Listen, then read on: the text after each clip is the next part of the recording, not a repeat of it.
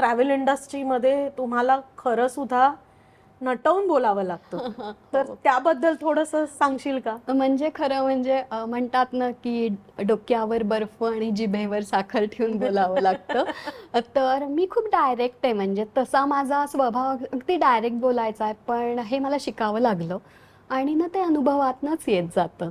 त्याच्यामुळे छोट्या गोष्टीतनं मग आपणच मी प्रॅक्टिस करून दोनदा मनाशी बोलून मग लोकांशी बोलायला लागले आणि हे जमत जातं थोडं थोडं. आणि जेवढी चॅलेंजेस येतात तेवढं ते तुम्हाला कणखर पण बनवत जातं आणि ते तुम्हाला सांगत जातं. म्हणजे आता मागच्याच महिन्यात 5 डिसेंबरला आम्ही निघालो होतो, कच्छलाच पुन्हा निघालो हो.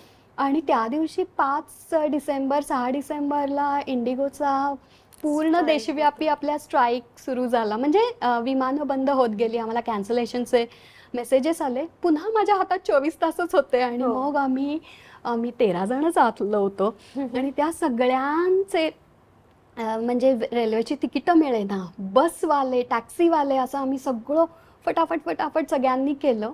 पण अगेन मी असं पुन्हा म्हणेन की लोकांशी बोलल्याने सोडवत गेलो आणि आम्ही 13 जण पोचलो कच्छमध्ये आणि आमचं एका मिनिटानेही काहीही कुठलीही गोष्ट करायची राहिली नाही. म्हणजे आणि तुमची विल पॉवर हवी.